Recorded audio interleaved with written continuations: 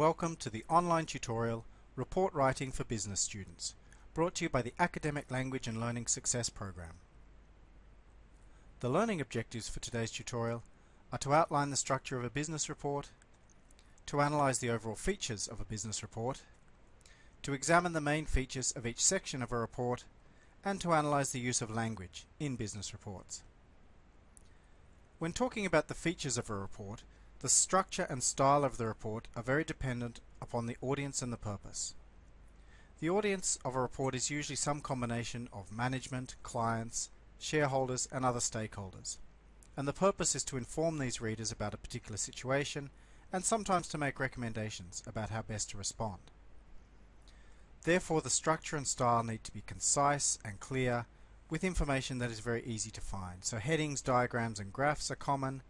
Usually it is split into distinct sections, and it's formal, but it has relatively short sentences and paragraphs so that information is easy to find. Structure of a report can differ depending on the audience and the purpose, but generally it has a structure fairly similar to that presented here, although the headings may be more specific to the content of your report.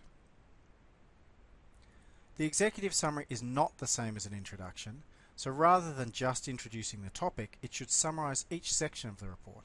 So it should briefly introduce the topic, and then summarize the research questions, if there are any, and summarize the main findings, what was discussed in the report, which may then lead to the conclusions that were reached in the report, and, if relevant, the recommendations that were given. The table of contents is a numbered list of all of the headings and subheadings and what page you can find them on, to make it very easy for people to find specific information that may be relevant for them. The introduction of a report covers much the same information as the introduction to an essay, but as you can see, it's given in a very different format. Whereas an essay introduction will give it all in one big paragraph, a report breaks it down into subheadings. But both of them tend to give the background information, what is the overall topic of this particular piece of writing, and then the aims and the scope. What specifically will this report focus on and what is it hoping to achieve? The discussion section is the equivalent of the body of an essay, so it's the main part of the report and covers all of the important data and analysis. So it should analyze what's happening in the particular company or the particular industry that is being discussed, and it might answer questions such as what is happening and why is it happening, who is this affecting, what flow-on effects might it cause, how long has it been happening, or how long is it expected to happen for, and maybe what predictions could we make based on what we currently know or what is currently happening. These are the types of questions you're looking to answer. It may discuss current problems and the reasons for these problems, or current trends and the implications of these trends. Let's have a look at some example paragraphs from a report. One of the first things you'll notice is that data is very clearly presented, usually numerical data, although that depends on the type of report you're writing. As well as presenting the data, however, we have to explain it. Why is it relevant? What does it mean? Why is it important? So it's very important that every time you present data, you clearly explain what its relevance is. As well as doing this, we need some further analysis. So this may mean doing things like making comparisons between different companies or different industries, or in this case, different countries.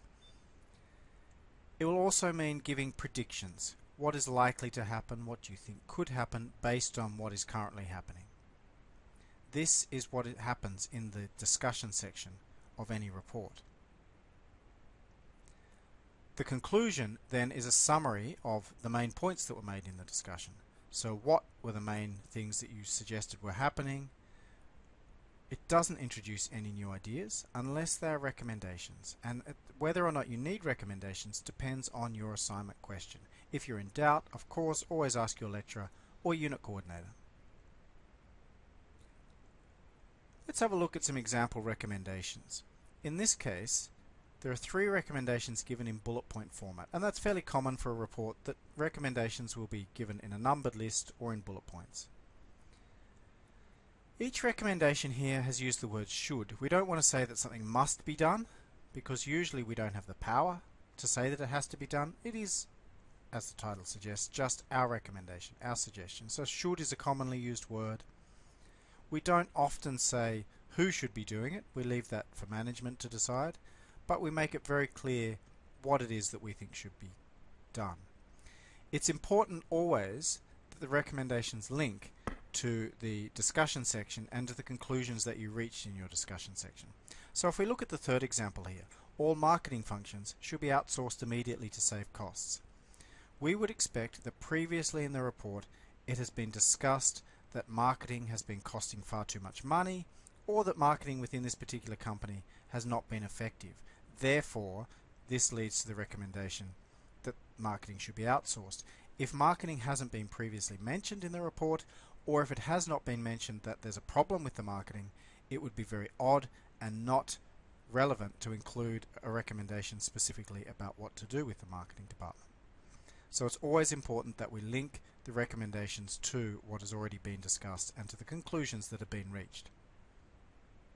The next section of a report should be your reference list.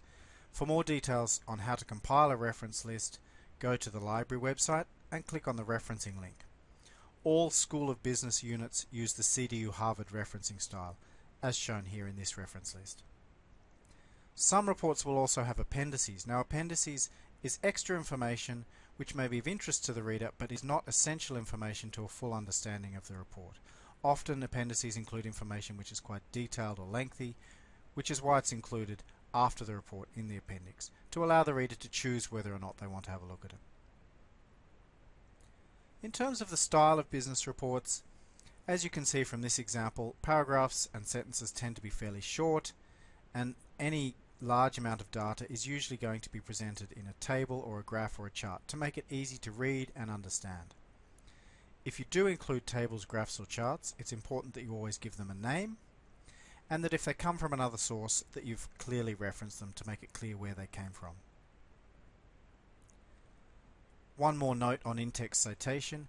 In some business reports, the footnoting system is used, where any time that another source is referred to, a number is included in the text, and then that is full referencing details are given at the bottom of the report. However, CDU Harvard style is always used in all School of Business subjects, as shown here. The full surname of each author and the year of publication should be given in the text, and then full referencing details are given in a reference list at the end of the text as shown before. Good luck with your report. I hope you found this online tutorial useful, and if you would like more resources or to book a consultation with an academic language and learning advisor, please go to our website at the address shown on the screen.